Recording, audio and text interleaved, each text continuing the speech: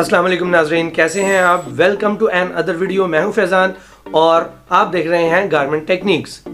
आज की वीडियो उन लोगों के लिए बहुत अहम होने वाली है जो कि बेसिक 5 पॉकेट गारमेंट के ऑपरेशंस के लिहाज से चीज़ें जानना चाहते हैं। आज की इस वीडियो में मैं डिस्कस करूंगा स्मॉल पार्ट को। आज की इस वीडियो बनाने से पहले मैंने कुछ वर्किंग की है और मैंने देखा है कि मैं एक ही वक्त में आपको कितनी चीज़ें बता सकता हूँ। तो मैं इस नतीजे पे पहुंचा हूं कि मैं आपको आज सिर्फ स्मॉल पार्ट्स के हवाले से बताऊंगा ताकि ये वीडियो बहुत ज़्यादा लेंथी ना हो और आप परेशान ना हो कि बहुत ज़्यादा लेंथी है, बट इंसान उकता जाता है। इससे पहले वीडियो नाज़रीन मैं एक बना चुका हूँ, वो थी 5 पॉकेट बेसिक जो पैंट होती है उसके पार्ट्स पर। तो मैं उस जो वीडियो का उसका लिंक जो है ना वो भी डिस्क्रिप्शन में ऐड कर दूंगा। अगर आप बेसिक 5 पॉकेट के पार्ट्स के हवाले से जानना चाहते हैं या कंफ्यूज हैं तो आप वो वीडियो देख सकते हैं। तो शुरू करते हैं आज की इस वीडियो में स्मॉल पार्ट्स को। स्मॉल पार्ट्स से नाज़रीन वहाँ से शुरू हो जाता है जब इंडक्शन होती है। इंडक्शन के बाद सबसे पहला जो फ्रंट सेक्शन से रिलेटेड काम होता है, जो फ्रंट सेक्शन के स्मॉल पार्ट होते हैं उनसे रिलेटेड जो काम होता है ना वो होता है फेसिंग के ऊपर वॉच पॉकेट के लिए ट्रेसिंग करना, जिसको हम टिकट पॉकेट या कॉइन पॉकेट भी कहते हैं। ठीक है नाज़रीन। इसके बाद आ जाता है कॉइन पॉकेट हेम। मैं फर्दन आपके सामने पिक्चर्स लगाता जाऊंगा ताकि आपको समझ आ जाए, जिन लोगों को आइडिया नहीं है कि मैं किस ऑपरेशन के बारे में बात कर रहा हूं। तो नाज़रीन इसके बाद आ जाता है coin pocket attachment. Coin pocket attachment जो है वो 2 साइड होती है, क्योंकि ये ऑपरेशन एक ही नाम से रिलेटेड है तो उसको आप एक ही काउंट करेंगे। मैं इस चीज़ की वजाहत इसलिए कर रहा हूँ कि कई लोग परेशान होंगे कि अब ऑपरेशन तो एक साइड एक अटैच हो रही है, फिर इसकी दूसरी साइड भी अटैच हो रही है, तो फिर दोनों साइडों का क्यों नहीं बताया, एक ऑपरेशन ये बनता है एक ऑपरेशन ये बनता है। बेसिकली समझने का मकसद सिर्फ एक है। वैसे हर गारमेंट में 2 फेसिंग्स हैं, दो ही बैक पॉकेट्स हैं, तो सेम उन दोनों पे ऑपरेशन हो रहे हैं। लेकिन मेन मकसद क्या है आपका, ये समझना कि कौन सा ऑपरेशन जो है वो कैसे मेक हो रहा है। बस ये चीज़ है। यहाँ वो फिनिश लुक कैसे उसकी नजर आती है, जैसे अब ये पिक्चर्स में देख रहे हैं वैसे ही। तो कॉइन पॉकेट अटैचमेंट के बाद अब आ जाती है बारी फेसिंग ओवरलॉक की। देखिए नाज़रीन यहाँ पे भी 2 ऑप्शंस हैं। इस तरह से आपका एक ऑपरेशन बढ़ सकता है और एक ऑपरेशन कम हो सकता है। तो इसलिए आप देख सकते हैं कि फेसिंग ओवरलॉक अगर करते हैं तो उसके बाद लॉक स्टिच के साथ फेसिंग को लाइनिंग के साथ अटैच कर दिया जाता है। लेकिन यही फेसिंग और लाइनिंग को जोड़ने के लिए अगर आप कवर स्टिच का इस्तेमाल करेंगे तो फेसिंग को ओवरलॉक नहीं करना पड़ेगा। इसके बाद नाजरीन आ जाता है लाइनिंग ब्लाइंड स्टिच।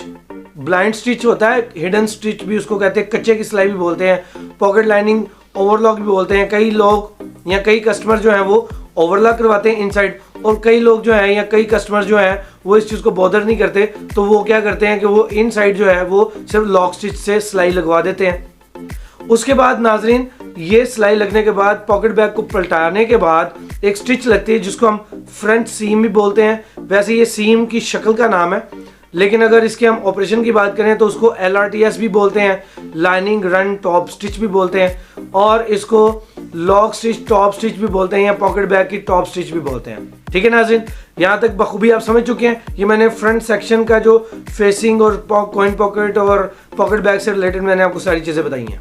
तो नाज़रीन इसके बाद आता है सिंगल और double fly overlock. Single fly दिखने में बिल्कुल स्ट्रेट होती है, लेकिन ओवरलॉक होने के बाद उसको एक राउंड की शक्ल दे दी जाती है, क्योंकि जे स्टिच की जो शेप होती है वो भी राउंड में होती है। ठीक है नाज़रीन। उसके बाद जो मैंने डबल फ्लाई के बारे में आपको बताया, डबल फ्लाई जो है ना उसको फोल्ड करके और उसको फिर ओवरलॉक कर दिया जाता है सीधा सीधा। ये भी बहुत आसान है।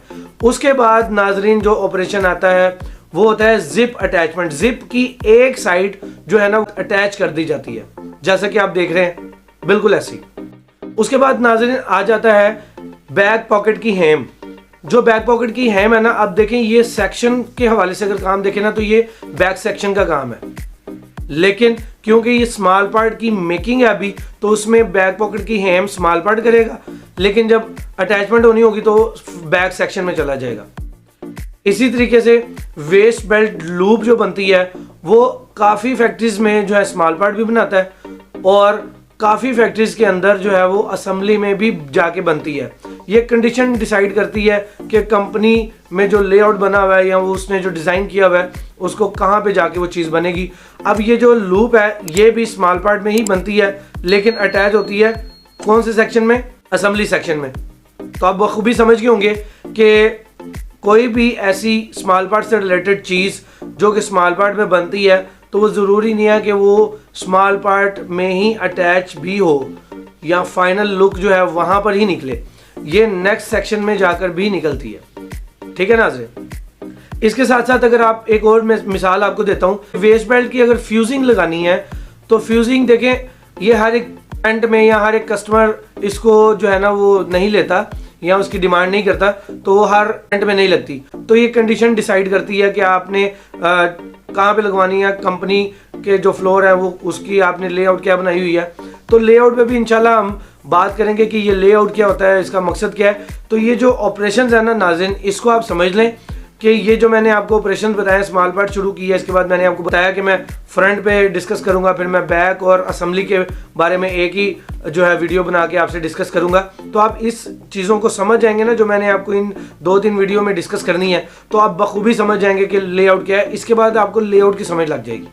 ठीक है नाज़रीन, तो आज की आपको ये वीडियो कैसी लगी आप कमेंट सेक्शन में ज़रूर बताइएगा। तो आप इस वीडियो को लाइक एंड शेयर करें तमाम दोस्तों के साथ और मेरे इस चैनल को सब्सक्राइब करें।